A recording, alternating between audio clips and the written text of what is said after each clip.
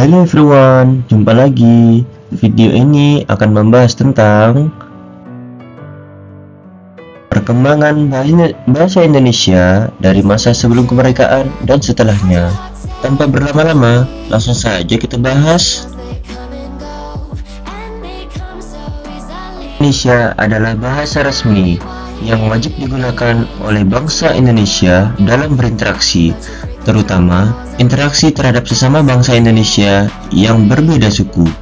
Karena setiap suku berbeda bahasa, maka bahasa Indonesia inilah bahasa persatuan dari berbagai suku tersebut.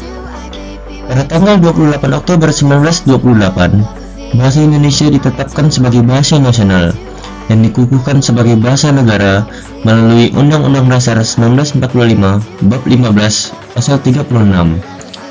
Pada tanggal 18 Agustus 1945, dalam Undang-Undang 1945 Bab 15 Pasal 36 itu disebutkan bahwa bahasa negara ialah bahasa Indonesia. Dalam video ini, saya akan menyajikan tentang sejarah perkembangan bahasa Indonesia. Sejarah perkembangan bahasa Indonesia terbagi menjadi dua, yakni sebelum kemerdekaan dan setelahnya. Sebelum kita membahas perkembangan bahasa Indonesia sebelum kemerdekaan, maka kita harus tahu dong asal-usul bahasa Indonesia itu dari mana sih? Bahasa Indonesia berasal dari bahasa Melayu, yaitu bahasa Melayu tinggi yang berada di sekitaran Melaka atau Riau.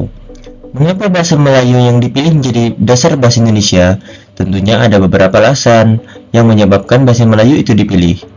Alasan pertama, bahasa Melayu sebagai lingua franca atau bahasa pengantar atau pergaulan di Nusantara sejak lama. Sejak zaman Sriwijaya, bahasa Melayu itu digunakan sebagai bahasa perdagangan. Pada saat itu, masyarakat Indonesia sudah banyak mengenal bahasa Melayu.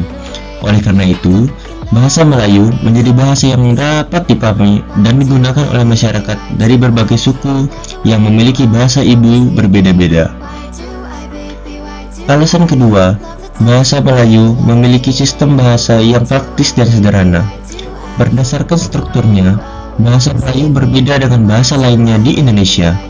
Bahasa Melayu tidak memiliki tingkatan dalam penggunaannya atau tidak berdasarkan status sosial. Misalnya, dalam bahasa Jawa atau bahasa Sunda, terdapat beberapa penggunaan kata yang perlu disesuaikan dengan umur ataupun situasi kepada siapa kita berbicara. Sedangkan dalam bahasa Melayu, tidak ada penggunaan kata seperti itu. Alasan ketiga, kebutuhan politik.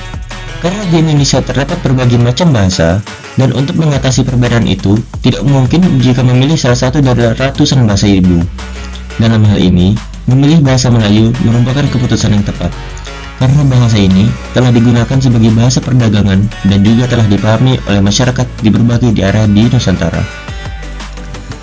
Penggunaan bahasa Melayu di berbagai daerah di Nusantara didukung oleh penemuan prasasti berbahasa Melayu seperti prasasti Kedukuhan Bukit di Palembang dan Talang Tuo.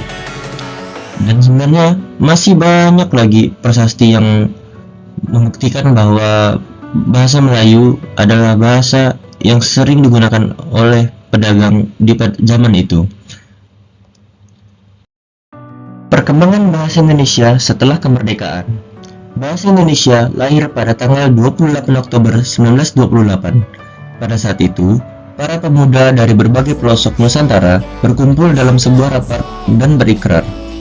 Ikrar para pemuda ini dikenal dengan nama Sumpah Pemuda. Unsur yang ketiga dari Sumpah Pemuda merupakan pernyataan tekad bahwa bahasa Indonesia merupakan bahasa persatuan bangsa Indonesia. Pada tahun 1982, bahasa Indonesia ditetapkan sebagai bahasa nasional.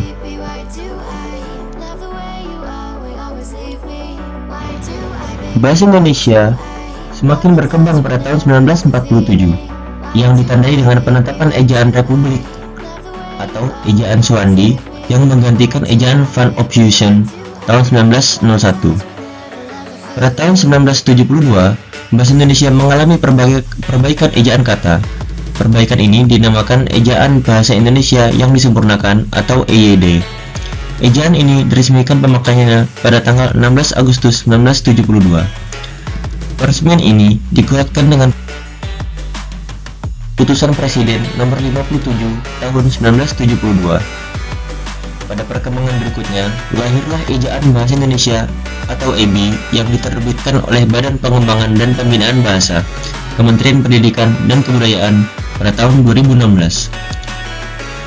Telah ditetapkan dengan Permendikbud Nomor 50 Tahun 2015 tentang Pedoman Umum Ejaan Bahasa Indonesia atau PUEBI.